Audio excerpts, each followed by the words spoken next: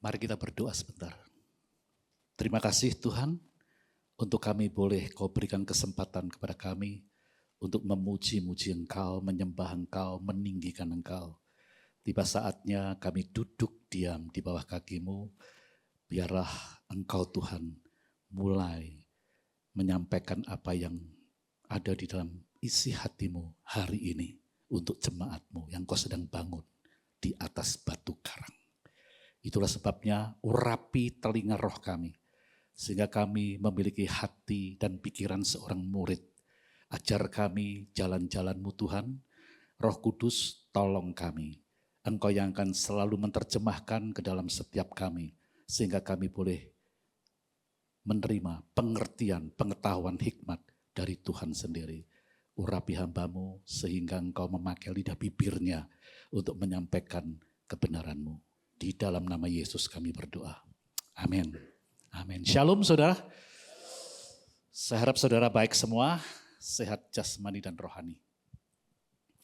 Tema hari ini, karena bulan ini adalah mengobarkan karunia, makanya saya mengambil tema mengobarkan karunia untuk menjadi partner Yesus menjalankan misinya di bumi ini.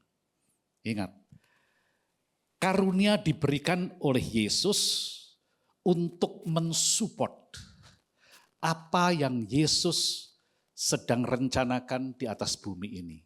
Apa yang Yesus sedang bangun di atas bumi ini. Itulah sebabnya karunia diberikan kepada setiap kita. Karunia itu pemberian Tuhan, saudara. Jadi kalau Tuhan memberikan karunia, pasti dia punya tujuan. Dan tentunya tujuannya seiring, seirama dengan apa yang menjadi misinya datang ke dunia ini. Itulah sebabnya sebagai contoh saya akan ajak untuk kita melihat Kolose pasal 3 dulu. Ini ayat yang paling disukai oleh jemaat sebenarnya. Kolose 3 ayat 23 sampai 25. Apapun juga yang kamu perbuat, perbuatlah dengan segenap hatimu seperti untuk Tuhan dan bukan untuk manusia.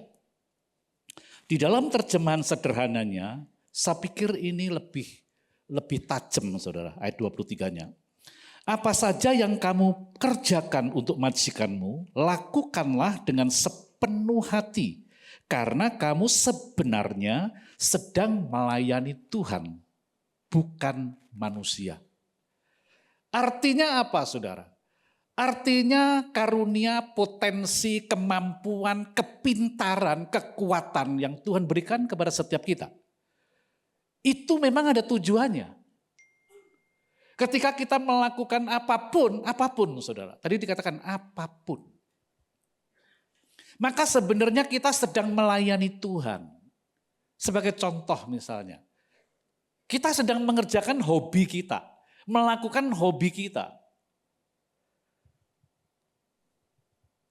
Dari ayat ini yang terjemahan sederhana Indonesia tadi, apapun termasuk hobi kita. Sebenarnya kita sedang melayani Tuhan. Apa hubungannya? Ya, karena hobi pun saya yakin sekali bahwa ketika kita lahir, kita akan punya hobi seperti yang sekarang ini. Tentunya sepengetahuan Tuhan, dia maha tahu. Nanti besar, saudara akan jadi apa waktu saudara masih kecil. Ada intervensi dari Tuhan, dan Tuhan mengizinkan hobi itu.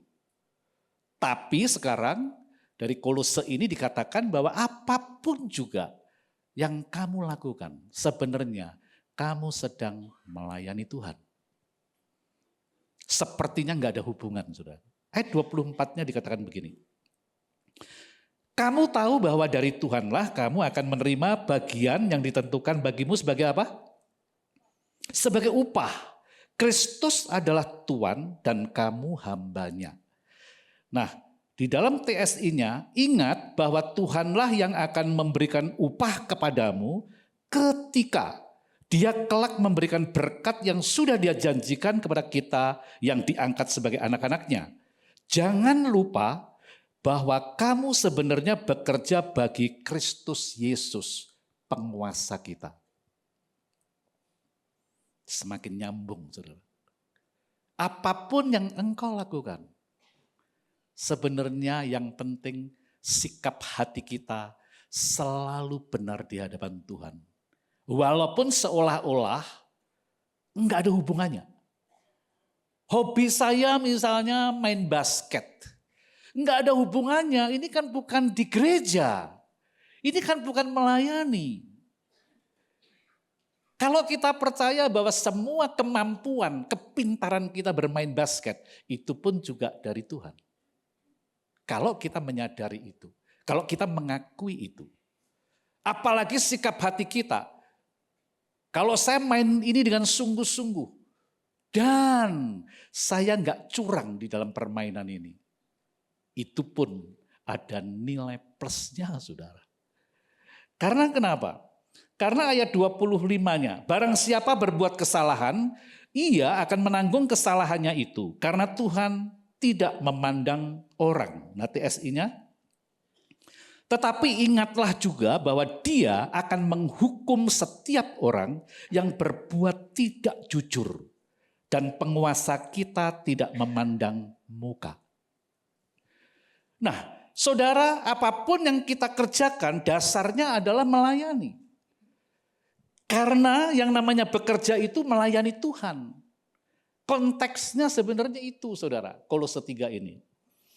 Nah, bekerja tentunya ada upah dari Tuhan yang enggak kelihatan itu. Apapun yang kita kerjakan, ada timbal balik secara alami, ini hukum ini. Kalau engkau bekerja keras, pasti ada upah. Tapi jangan berharap bahwa upah itu hanya datangnya dari manusia. Dari bos kita. No. Kalau sikap hati kita apapun yang kita kerjakan dengan sepenuh hati untuk Tuhan. Kalau saya bekerja dengan sepenuh hati, saya bersikap jujur, saya tulus, saya bisa memberkati, menerangi orang-orang sekitar saya. Dan Tuhan akan senang kalau kita punya sikap hati seperti itu. Kita bekerja menjadi terang. Di kantor kita, di perusahaan kita, di komunitas kita, di lingkungan di mana kita tinggal. Semuanya hanya untuk memuliakan Dia. Maksudnya itu, saudara. Nah, Roma 11 ayat 36, disambung Roma 12 ayat 1 dan 2. Karena Allah sendirilah, TSI-nya, yang menjadikan segala sesuatu dan segala sesuatu berlangsung melalui Dia dan untuk Dia. Berikanlah segala kemuliaan kepadanya sampai selama-lamanya. Sederhananya. Nah, saudara, Roma 12 ayat 1 dan 2. Karena itu saudara-saudara, terjemahan baru, demi kemurahan Allah aku menasihatkan kamu supaya kamu mempersembahkan tubuhmu sebagai persembahan yang hidup, yang kudus dan yang berkenan kepada Allah. Itu adalah ibadahmu yang sejati. Janganlah kamu menjadi serupa dengan dunia ini, tetapi berubahlah oleh pembaruan budimu. Sehingga kamu dapat membedakan manakah kehendak Allah, apa yang baik, yang berkenan kepada Allah, dan yang sempurna. Nah, karena segala sesuatu dari Dia, oleh Dia, kepada Dia, untuk Dia maksudnya, maka aku menasihatkan kamu, Paulus bilang nih, supaya kamu mempersembahkan tubuhmu sebagai persembahan yang hidup, kudus dan berkenan. Mengapa kita mempersembahkan tubuh, saudara? Karena tubuh kita sudah bukan menjadi milik kita sendiri lagi. Tubuh kita itu miliknya Tuhan. Karena Dia sudah membeli, harganya lunas dibayar dengan darahnya di atas kayu salib. Tuhan punya hak memiliki tubuh kita. Jadi kita nggak bisa mempermainkan tubuh kita semaunya kita. Kita nggak bisa menggunakan tubuh kita semaunya kita, nggak bisa. Karena tubuh kita milik Tuhan, harus seizin Tuhan, seharusnya begitu.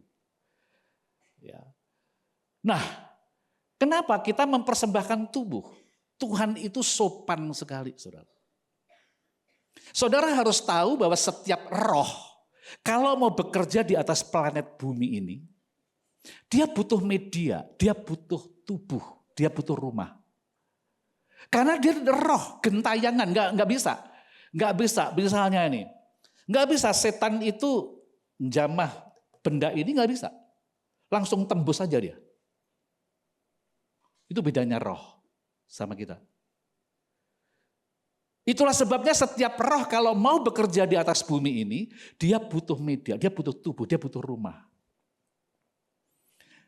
Nah, setan sangat ingin sekali masuk dan menguasai tubuh kita.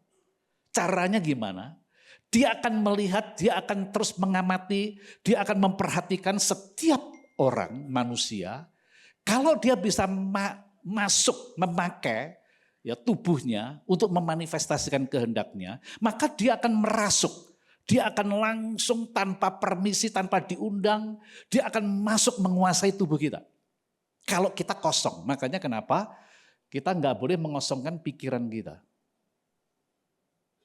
Kalau kita bengong, ya, mikirin, ya, nggak ada yang dipikirin, apatis kayaknya hidup itu apa sih? Nah, bengong ini lampu hijau buat setan. Dia akan berusaha masuk ke tubuh saudara dan kemudian menguasai, merasuk dan memanifestasikan kehendaknya. Kalau dia mau menghancurkan ini TV ini, dia harus pakai seseorang untuk menghancurkan TV ini. Mudah-mudahan saudara nangkep. Semua roh, termasuk roh Tuhan. Tuhan butuh rumah, Tuhan butuh tubuh. Makanya saudara, Tuhan nggak mau langsung seperti cara iblis, cara setan masuk ke dalam tubuh kita. Tuhan melalui Paulus menasehatkan supaya kita mempersembahkan tubuh kita yang seharusnya juga ini hak Tuhan untuk memiliki tubuh kita ini. Tapi kita disuruh mempersembahkan, sukarela, bahkan sengaja mempersembahkan tubuh kita. Supaya Tuhan bisa tinggal dan berkuasa karena kerelaan kita, saudara. Dan saya mau beritahu saudara bahwa saat ini Yesus melalui Roh Kudus sudah tinggal di dalam saudara. Nah, kita harus membangun kesadaran setiap saat, bukan setiap hari. Setiap saat akan kehadiran Kristus di dalam kita. Masalahnya gereja, orang-orang percaya, kesadaran ini yang jarang dibangun setiap saat. Sehingga dia lupa. Ketika dia melakukan sesuatu yang sebenarnya menyalahi firman Tuhan, kita nggak taat, kita nggak jujur dan lain sebagainya, seolah-olah dia nggak sadar bahwa Tuhan ada di dalam dia dan terus memperhatikan apapun yang kita perbuat.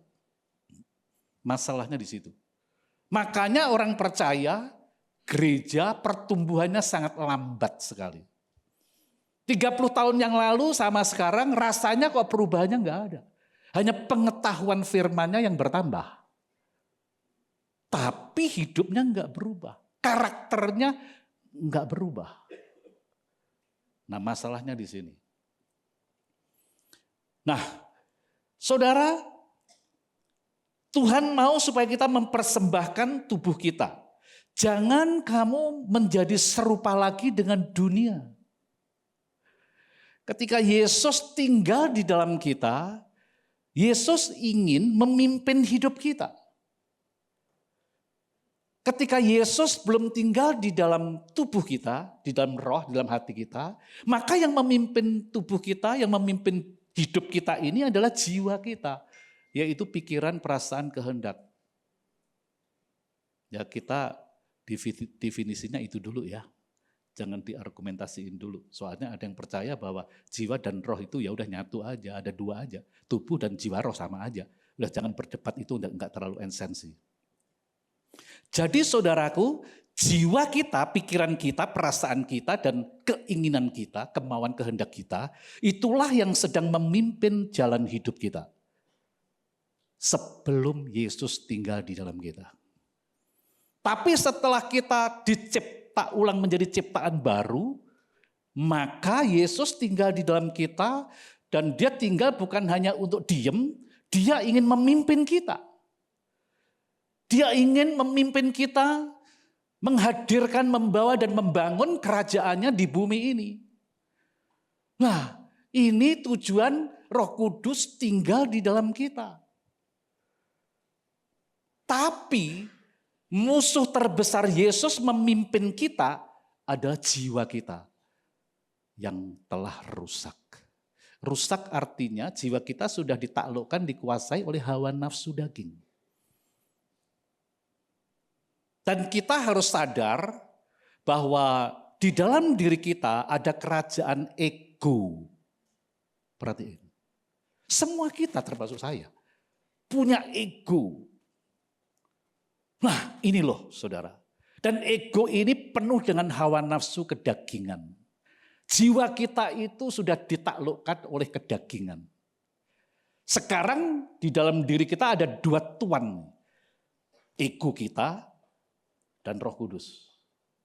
Makanya kenapa Yesus berkata, kalau engkau mau mengikut aku, engkau harus menyangkal diri. Pikul salib setiap hari. Dan ikut aku. Ikut aku artinya ikut firman. Karena Yesus itu firman. Apapun yang diperintahkan firman, lakukan. Itu sebagai tanda bahwa kita mengikuti pimpinan Roh Kudus. Karena yang membuat kita bisa melakukan firman, itu Roh Kudus. Kita sendiri nggak bisa melakukan firman, itu nggak bisa. Jiwa kita akan tentunya menentang terus. Jiwa kita itu benar-benar daging.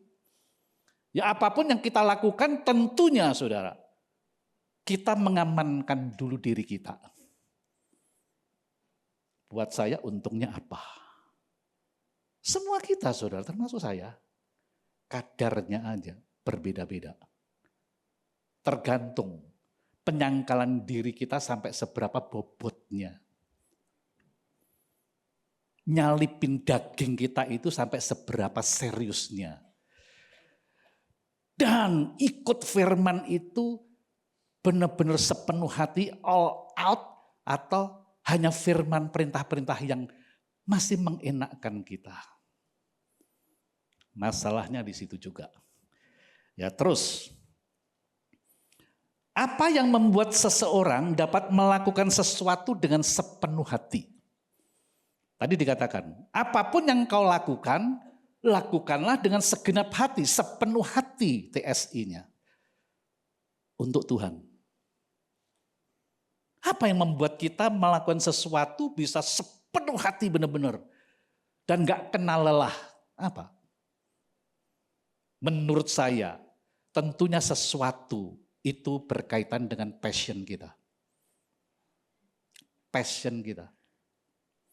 Dan sesuai dengan karunia yang Tuhan percayakan kepada kita. Wah pasti enjoy. Seseorang yang punya passion menjadi guru, ngajar, tentunya dia akan semangat kalau dia ditugasi untuk mengajar. Pasti saudara. Walaupun ngajarnya sampai lembur-lembur gak dibayar gak apa-apa saudara. Dia enjoy sekali. Sesuai dengan karunianya juga. Karunianya mengajar. Passionnya ngajar. Seperti itu. Mancing. Passionnya memang cari ikan saudara. Mau diterjang ombak di pantai selatan sana saudaraku. Gak kapok-kapok padahal mau mati saudara. Karena dia memang hobinya di sana. Ya udah dia dengan sepenuh hati. Mau 1 minggu di tengah laut. Gak masalah. Seneng aja dia. Ya, kemarin-kemarin ini kaget sekali ya. Pak Edi diajak mancing ikan sampai 100 lebih ekor. 100 berapa? Sampai 173. Hafal lagi Kak Billy. 173. Makanya malam-malam saya dianterin ini. Banyak amat. Tapi kakap merah semua. Enggak tahu. Bukan lembu merah, kakap merah. Nah, karunia itu pemberian Tuhan. Dan Tuhan memberikan karunia tentunya saudara pasti setuju. Ya, karunia diberikan untuk mensupport pekerjaan misinya sang pemberi karunia dong. Tuhan memberikan karunia kepada saudara pasti ada tujuannya. Dan Tuhan mau karunia yang diberikan kepada saudara, yang dipercayakan kepada saudara, itu untuk mensupport, mendukung misinya dia datang ke dunia. Yang setuju katakan amin. Oh, kirain gak setuju. Jadi karunia yang Tuhan percayakan kepada saudara, itu bagaikan inderanya Tuhan. Tuhan bekerjanya lewat karunia itu, saudara. Ketika saudara mengaktifkan karunia yang Tuhan percayakan kepada saudara, dan saudara benar-benar dengan sepenuh hati apapun yang saudara kerjakan, sesuai dengan karunia itu. Untuk Tuhan, maka upah datangnya dari Tuhan. Manusia bisa memberikan imbalan, memberikan upah. Tapi jangan puas, jangan hanya mengharapkan upah itu datang dari majikan, dari bos, dari pemimpin saudara. Ada catatan sendiri dari Tuhan. Ketika sikap hati kita, saya melakukan ini, walaupun saya memang bekerja, dapat gaji, tapi saya melakukan ini dengan sikap hati yang benar, ingin memuliakan Tuhan, takut akan Tuhan, ada upah tersendiri dari Tuhan. Walaupun bos saudara nggak naikin gaji saudara, dengar, kalau hati saudara benar, saudara kerja untuk Tuhan, melayani Tuhan yang tadi lo, Kolose tadi lo. Upah datangnya dari Tuhan. Dan upah dari Tuhan itu mengandung kasih karunia untuk menikmatinya.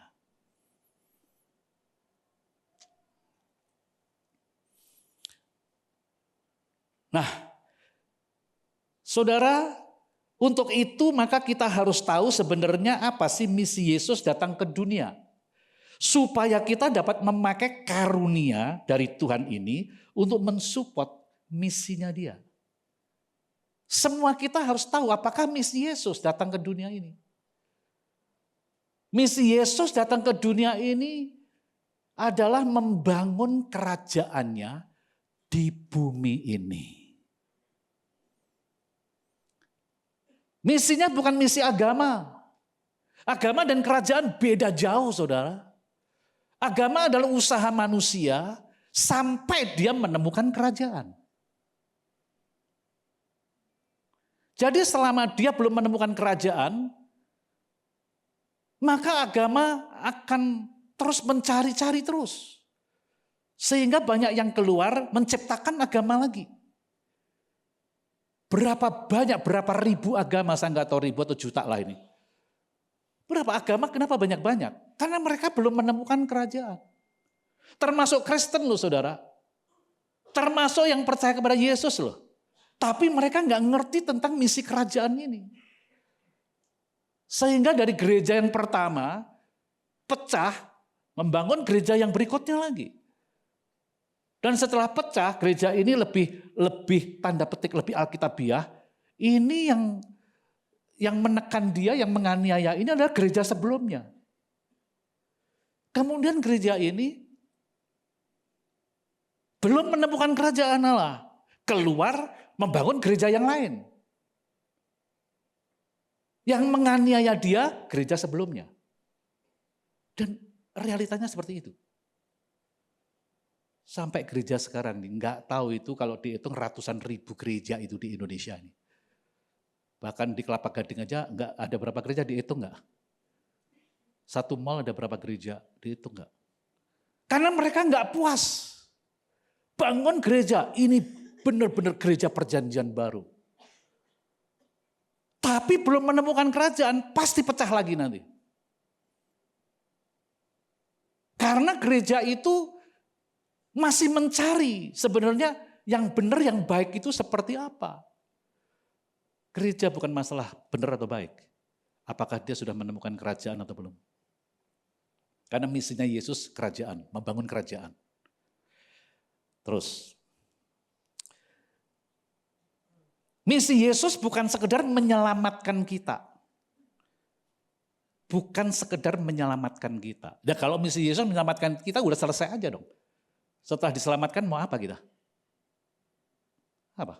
Oh, nggak cukup. Menyelamatkan nggak cukup. Ya, saya akan memvisualisasikan secara cepat saja gambar ini. Ya, ingat, sebelum semua diciptakan, yang ada adalah Allah dan kerajaannya. Ya, bisa next. Nah, ini kerajaan Allah ini. Ya, tulisan kerajaan Allah itu menunjukkan bahwa semua itu kerajaan Allah. Dan kerajaan Allah itu ada di surga, dimensi surga. Ya, jadi seluruh jagat raya, alam raya, semuanya itu dulunya sebelum ada pemberontakan Lucifer, itu semuanya surga semua. Dan surga itu sebuah kerajaan, saudara. Ingat, jangan saudara punya pikiran surga itu seperti apa sih? Jadi banyak orang yang kepingin masuk surga.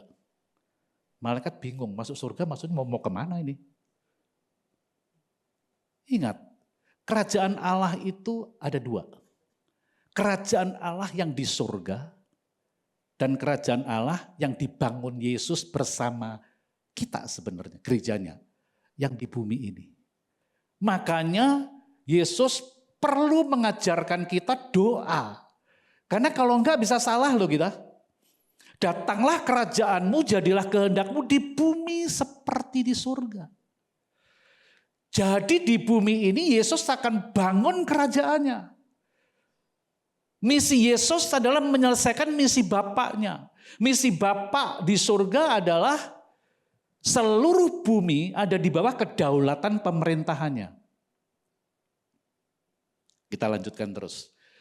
Nah, lihat, seluruh Alkitab itu berbicara tentang tiga hal ini. Fokusnya ke tiga hal ini. Kerajaan Allah, yang hitam itu kerajaan iblis. Kemudian yang biru itu bumi yang sedang dibentuk.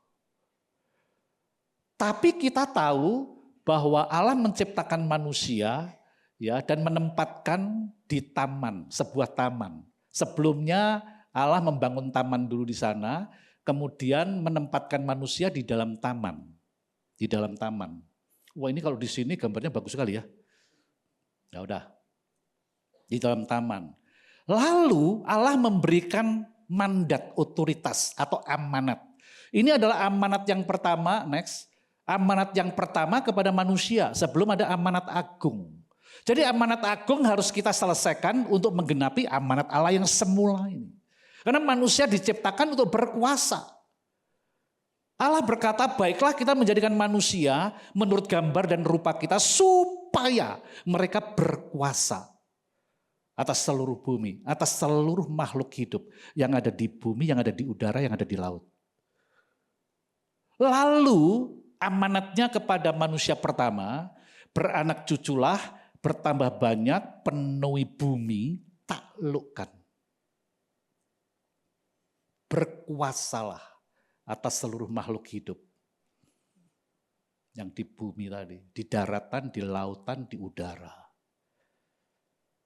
Manusia diciptakan supaya berkuasa bagi Allah, bukan bagi dirinya.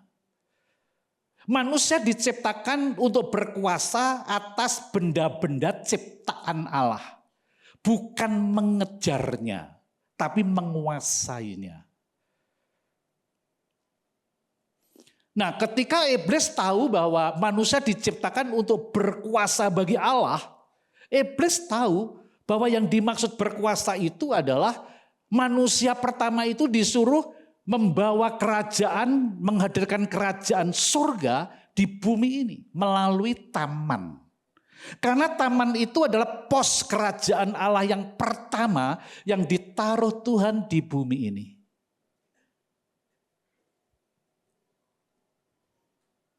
Nah, kemudian iblis berusaha membatalkan, menghalangi supaya manusia nggak berkuasa ini. Otoritas untuk menguasai bumi ini, saudara, iblis akan ambil. Karena iblis akan terlempar di bumi. Dan iblislah ketika ada menipu manusia ini dengan cara begini. Bukankah Allah berkata, semua pohon di taman ini buahnya jangan kamu makan. Diputar-balikan ini. Dan kemudian manusia berkata, oh enggak. Semua pohon di seluruh taman ini buahnya kami boleh makan. Cuman satu aja yang di tengah-tengah itu loh. Pohon pengetahuan baik dan jahat itu. Janganlah kamu makan. Pada hari kamu makan, pastilah kamu mati. Dan iblis berkata begini si ular ini. Oh enggak, salah. Kamu enggak akan mati. Bahkan kalau kamu makan, kamu akan menjadi seperti Allah. Bisa membedakan yang jahat dan yang baik. Kalkulasi ini. Benar juga ya. Kalau aku ngerti yang baik dan yang jahat, kan Allah pasti setuju. Nah ini nih. Ya, bisa bantuin Allah. Dan ketika pada akhirnya dia makan buah ini, suaminya juga makan.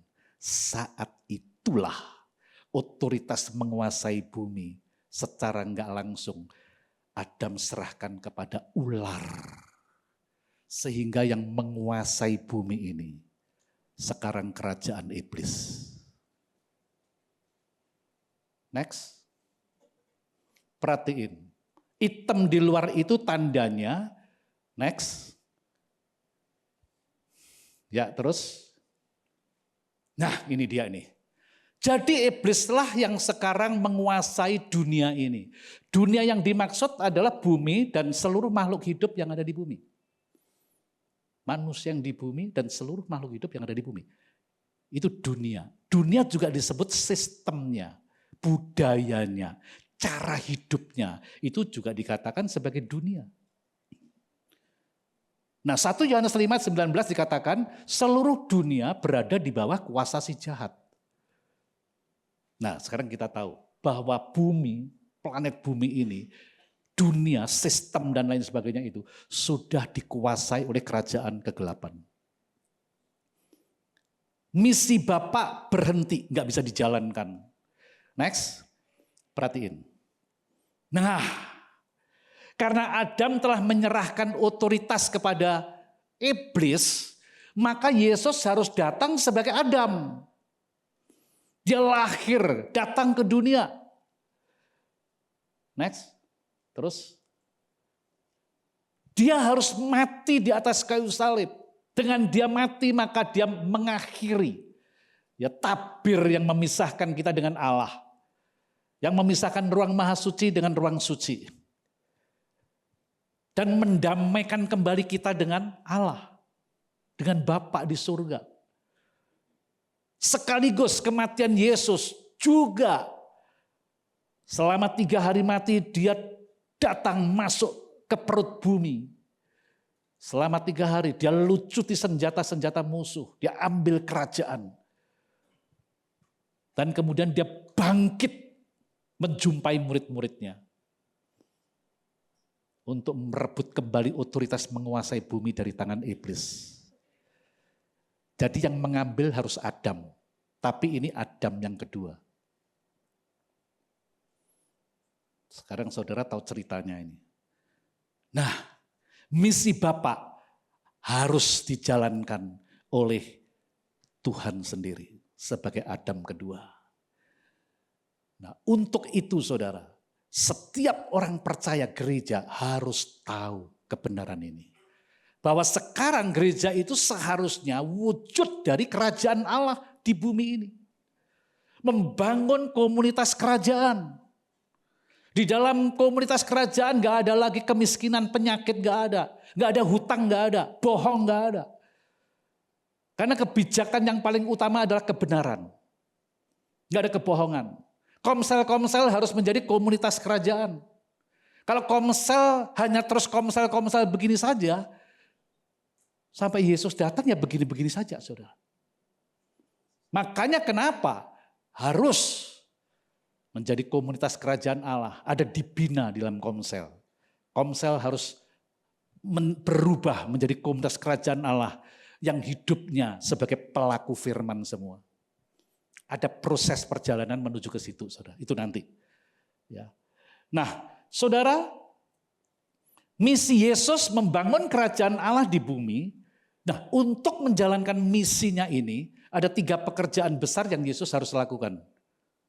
Yang pertama, pekerjaan penyelamatan. Yang tadi saya sudah singgung. Ya, Yesus harus datang menyelamatkan manusia, mendamaikan dulu, kemudian mengambil otoritas dari tangan iblis. Dan untuk manusia sendiri, akhirnya Yesus mati untuk 3 hal.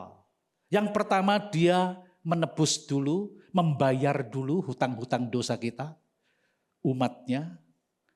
Dia bayar lunas hutang-hutangnya. Nah, apakah cukup sampai di situ? Enggak, saudara.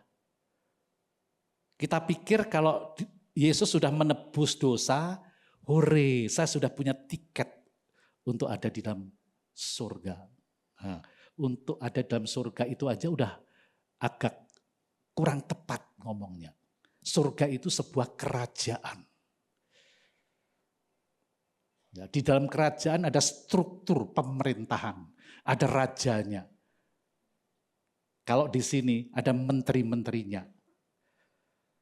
Saudara, ya saya bersyukur, saya kan jadi RT. Seenggak-enggaknya lumayan lah. Ya. Nah, saya udah minta sama Tuhan sih, seenggak-enggaknya nanti dalam kerajaan Allah minimal wali kota lah. Lah masa jadi RT lagi di sana? Saya nggak tahu, saudara punya bayangan apa? Yang penting masuk surga. Kalau seperti saya gitu, ya kalau bisa minta, ya saya nggak mau jadi tukang sapu dong di sana. Pasukan Orange. Halo? Pak David mau jadi pasukan Orange. Tapi di surga loh, lantainya emas loh. Enggak.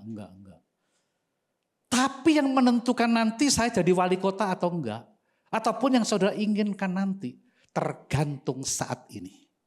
Apa yang saudara lakukan? Ini yang menentukan nanti. Karena nanti kita akan dihakimi oleh Tuhan untuk menentukan upah. Ini bagi yang lahir baru loh ya, bagi yang lahir baru. Yang enggak lahir baru, langsung hilang aja, binasa aja. Saya enggak ke arah sana, nanti lebih lama lagi nanti. Ya. Jadi saudara, yang pertama, kematian Yesus, hasilnya apa? Yesus membayar lunas hutang-hutang dosa kita. Yang kedua, jangan salah ini. Yesus mencipta ulang umat tebusannya ini menjadi ciptaan baru. Perhatiin. Nggak cukup, yang penting percaya selamat. Tapi perbuatan dia masih perbuatan yang lama, manusia lama terus. Lu gimana? Nggak bisa. Saudara harus menjadi ciptaan baru. Dan yang ketiga, cepat sekali 7 menit. Padahal saya udah cepet-cepet ini. Nah, yang ketiga setelah kita dicipta ulang menjadi ciptaan baru, yang ketiga yang penting ini, tolong saudara jangan sampai miss nih. Dia tinggal di dalam ciptaan barunya. Dan dari dalam ciptaan barunya, dia mulai menjalankan misi Bapa. Artinya dia mulai memimpin kita untuk menghadirkan, membawa kerajaan Allah dimanapun kita berada. Apa artinya menghadirkan kerajaan Allah? Apa artinya membawa kerajaan Allah? Membawa kerajaan Allah artinya membawa cara hidup, budaya yang baru, yang gak serupa dengan dunia lagi. Menjadi perilaku firman, menjadi pelaku firman, perilaku kita itu menurut firman. Apapun yang firman perintahkan, lakukan. Dari sebuah keluarga, firman Tuhan katakan, bagaimana menjadi suami yang benar, istri yang benar, anak yang benar, orang tua yang benar. Semuanya diatur di dalam firman, di dalam Alkitab. Lakukan, saudara. Roh Kudus ingin memimpin saudara mengikuti apa yang Yesus mau, apa yang firman mau. Dan melalui saudara yang menjadi pelaku firman tadi, saudara akan dipimpin terus dari dalam. Roh Kudus memimpin saudara untuk bersikap sebagai warga kerajaan Allah. Itu pekerjaan pertama. Yang kedua, pekerjaan pertama adalah pekerjaan penyelamatan. Pekerjaan yang kedua adalah pekerjaan pemuridan.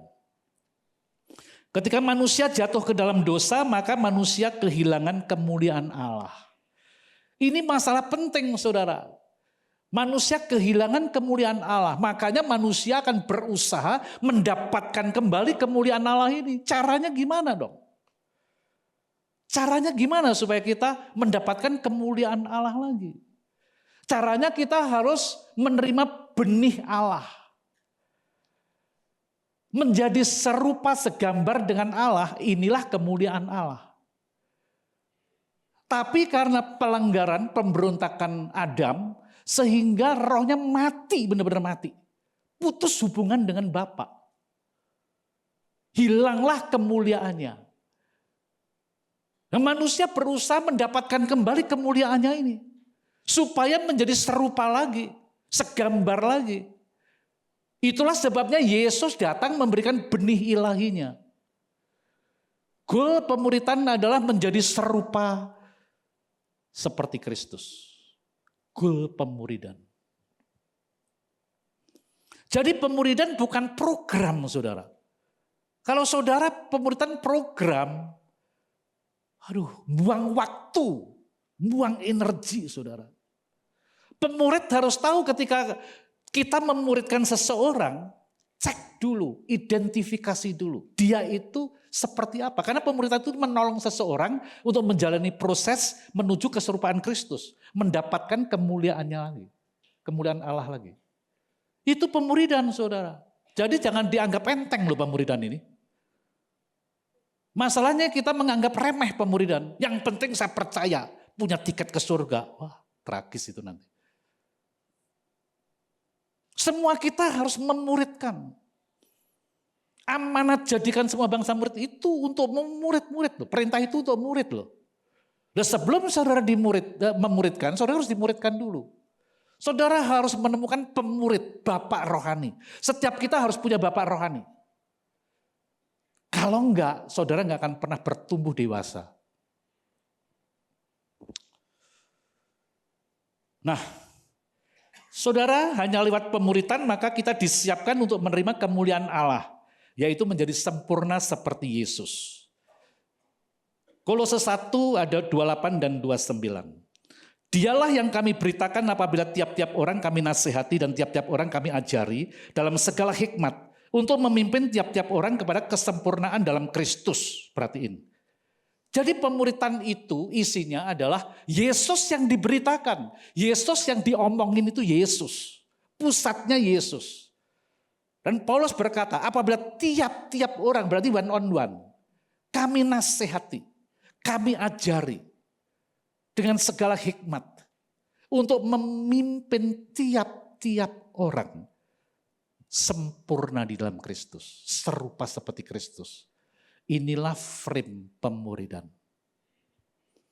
Waktu saya memuridkan, nggak apa-apa ya, ini bisa dikasih dispensasi berapa menit lagi. Tahu-tahu udah 2 menit Pak Billy. Nah, ketika saya memuridkan seseorang, saya harus identifikasi dulu. Apa yang membuat dia nggak serupa seperti Kristus? Apanya? Dia emosional. Dia nggak bisa menguasai diri. Penguasaan dirinya sangat payah sekali. Oke, kita janji. Mau nggak? Benar-benar kamu dimuridkan. Ini sebelum dimuridkan ini. Saya harus identifikasi dulu. Menjadi pemuridan ini. Nggak apa-apa ya. Karena nggak tahu tahun depan baru khotbah lagi kan. Nah, jadi saya harus identifikasi dulu. Saya list dulu. Apa yang membuat dia paling gak serupa dengan Kristus? Ya tadi emosional, gak sabar, penguasaan diri parah. Oke, catat. Oke, kita konsentrasi di sini dulu ya. Mulai diajarkan. Dan saya bilang, ikut Yesus pasti menderita. Kamu siap dimuridkan gak? Kalau gak siap dimuridkan, gak apa-apa, aku tunggu. Pasti menderita kok ikut Yesus. Kamu siap gak? Kamu siap gak diperlakukan gak adil oleh pemimpin, oleh penatua? Gak dihargai, gak diperhatikan. Jangan saudara merasa dikecewakan oleh penatua, gak lagi mau dimuridin. Sorry, mentalnya mental tempe saudara. Hanya kecewa dengan PA, dengan PKS, gak mau lagi komsel. Mau jadi murid. Selama kita hidup di dunia, pasti ada pressure dari kerajaan kegelapan. Dari daging saudara, ego saudara akan disinggung terus. Daging saudara akan disinggung terus. Sampai saudara emosi. Saudara marah-marah sama penatua. Oke, ini yang penting saudara tahu dulu. Saudara banyak sekali yang harus diditilin ini. Ya. Jadi pemuridan bukan sekedar program gereja, saudara. Ya. Nah, setelah Yesus mengambil otoritas dari tangan iblis tadi, dari kematian tadi, maka dia bilang begini. Dia langsung bangkit kemudian memperlihatkan diri ke murid-muridnya dan dia berkata begini. Kepadaku telah diberikan kuasa di surga dan di bumi. Karena itu, pergilah, jadikan semua bangsa muridku. Baptis mereka, ajar mereka, apapun yang telah aku perintahkan kepadamu. Ketahuilah, aku menyertai kamu senantiasa sampai akhir zaman. Jangan takut, jangan ragu-ragu. Jadikan semua bangsa murid. Enggak ada kuasa apapun yang sanggup menghalangi engkau. Karena semua kuasa ada di tanganku, Yesus bilang. Jangan ragu-ragu lagi. Enggak ada kuasa yang membahayakan engkau. Enggak ada yang sanggup membendung engkau. Karena aku menyertai engkau. Bahkan Tuhan sebenarnya begini bilang, aku di dalam engkau. Wow. Langsung saja, pekerjaan ketiga, walaupun sudah selesai. Kasih saya 5 menit ya. Ada yang setuju 5 menit?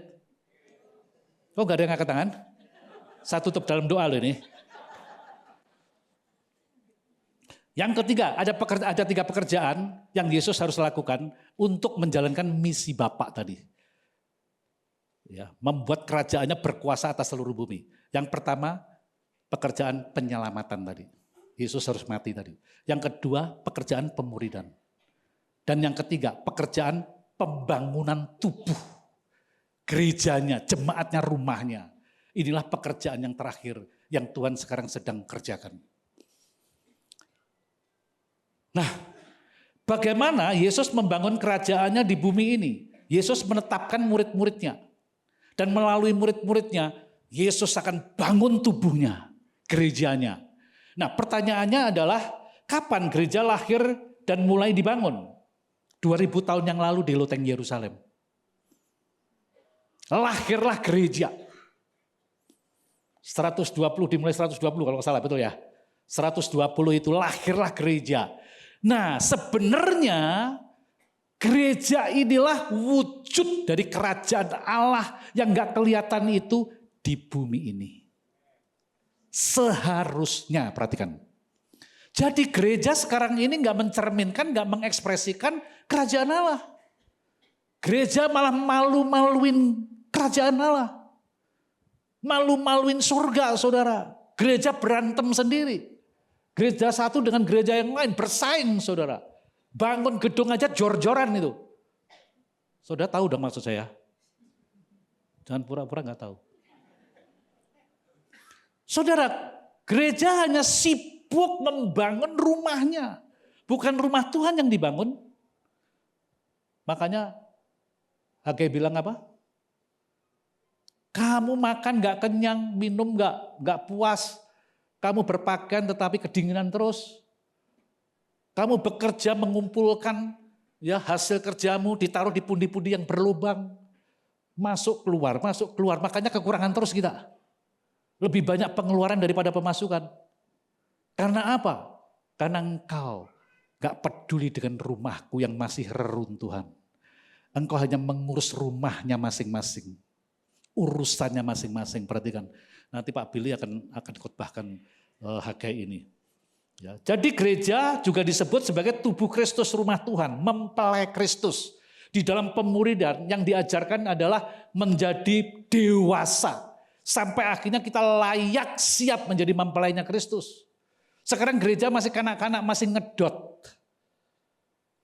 Sekarang gereja masih pakai daster. Padahal gereja saat ini sebenarnya ada di kapsalon, kapsternya Roh Kudus. Mempelai Kristus sebenarnya sudah siap dengan dandanannya, rambutnya model zaman sekarang. Pakaiannya jas model sekarang juga. Udah siap jemput gerejanya. Tapi gerejanya masih pakai daster kayak bangun tidur, gak siap jadi mempelai.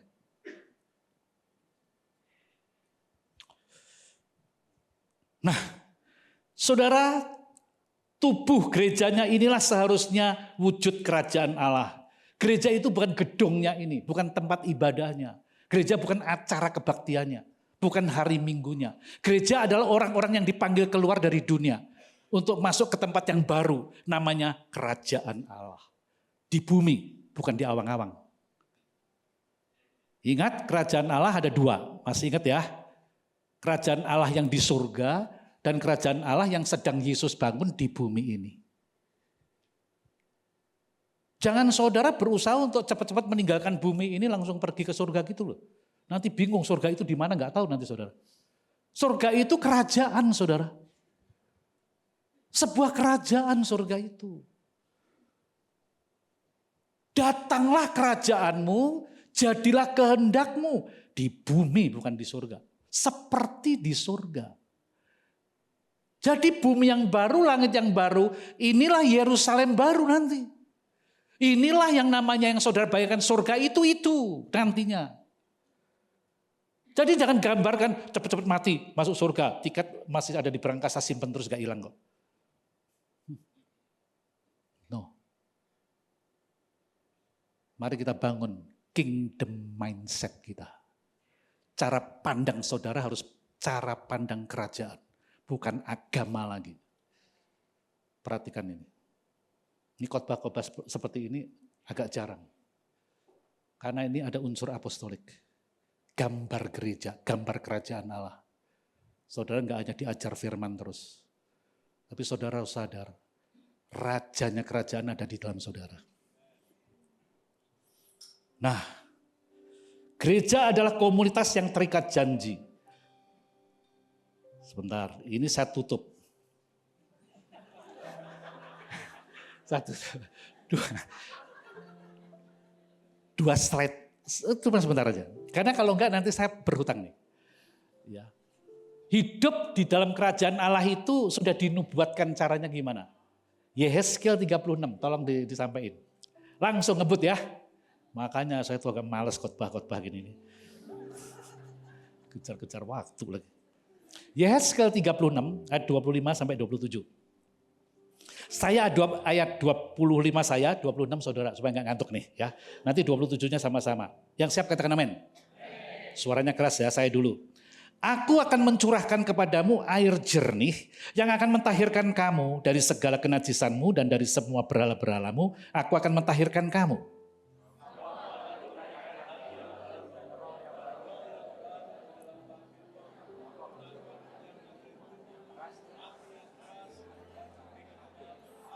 Ya sama-sama, rohku akan kuberikan diam di dalam batinmu dan aku akan membuat kamu hidup menurut segala ketetapanku dan tetap berpegang pada peraturan-peraturanku serta apa? Melakukannya. Hidup sebagai warga kerajaan Allah itu harus menggenapi ayat ini. Air jernih berbicara tentang firman yang hidup atau Yesus. Ketika seseorang menerima air jernih, menerima Yesus, maka saat itu juga Allah memberikan hati yang baru dan roh yang baru. Makanya kalau saudara masih ingat pengalaman saudara lahir baru pertama kali, menjadikan Yesus sebagai satu-satunya Tuhan, bukan salah satu Tuhan. Satu-satunya Tuhan dan juru selamatmu secara pribadi. Maka saudara diberi hati yang baru dan roh yang baru. Sehingga coba saudara ingat-ingat, saudara rasanya ingin mengasihi semua orang, betul nggak? Saudara rasanya ingin dekat dengan Tuhan terus. Saudara rasanya dekat sama firman terus, baca firman siang malam. Rasanya seperti itu, karena hati yang baru dan roh yang baru tadi. Dan ketika kita menerima hati yang baru dan roh yang baru, perhatikan ini, maka Allah berkata, rohku kuberikan diam di dalam batinmu. Sehingga roh Allah bisa nyatu dengan hati yang baru dan roh yang baru tadi. Dan aku akan membuat, ingat, Allah yang melakukan. Aku akan membuat kamu hidup menuruti segala ketetapanku. Dan berpegang kepada peraturan-peraturanku. Dan melakukannya. Orang yang disebut warga kerajaan Allah adalah orang yang hidupnya diperintah oleh firman. Menjadi pelaku firman tadi loh saudara. Menghadirkan kerajaan Allah adalah menghadirkan cara hidup yang baru ini.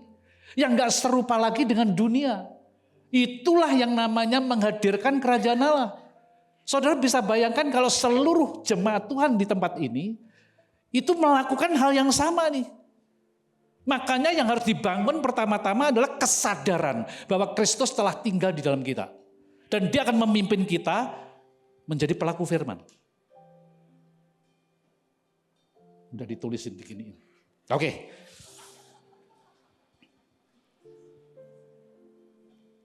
Benar-benar ayat terakhir nih, cuma dibaca doang. Ya, ayat yang terakhir. 1 Petrus 2:5. Ini tanggung jawab kita ini. Dan biarlah kamu juga dipergunakan sebagai apa? Batu hidup untuk pembangunan suatu rumah rohani. Bagi suatu imamat kudus untuk mempersembahkan persembahan rohani yang karena Yesus Kristus berkenan kepada Allah. Nanti TSI-nya saudara baca sendiri. Artinya gini saudara. Tanggung jawab saudara adalah saudara memberi diri sebagai batu hidup untuk pembangunan rumah Tuhan. Bukan batu lepasan. Saya merenungkan terus. Selama ini saya banyak ngumpulin batu-batu lepasan. Nggak mau ditanam, diikat menjadi bangunan rumah. Makanya para pemimpin, saudara harus benar-benar menemukan batu hidup yang bersedia untuk dipakai menjadi bangunan rumah Tuhan. Ini slide terakhir, hanya ditampilin doang.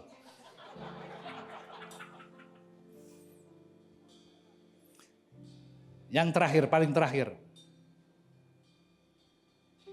Kalau kita tidak pernah memahami misi Yesus dan apa yang Yesus telah kerjakan dan sedang kerjakan, serta yang akan diselesaikan di bumi ini, maka kita tidak tahu bagaimana mempergunakan karunia yang Tuhan percayakan dengan benar. Mari kita doa sebentar. Terima kasih Tuhan. Hamba-Mu selesai. Hamba-Mu minta supaya Roh Kudus menolong, menerjemahkan lebih dalam lagi. Sehingga jemaat-Mu memahami dan mengerti apa yang Tuhan kehendaki. Lewat apa yang mereka telah dengar hari ini. Terima kasih Tuhan. Bapa, kami bersyukur karena Engkau masih sabar memberitahu kepada kami tentang kebenaran-Mu, tentang hal-hal yang kami harus menerima dan mengerti. Sehingga kami tidak tersesat, sehingga kami tahu kondisi saat ini. Terima kasih Bapak, terima kasih. Kami serahkan jemaat-Mu di tempat ini, ada di dalam pimpinan-Mu, perlindungan-Mu, sehingga mereka tetap sadar bahwa Kristus, Engkau telah tinggal di dalam mereka. Di dalam nama Yesus kami berdoa. Amin. Amin. Amin.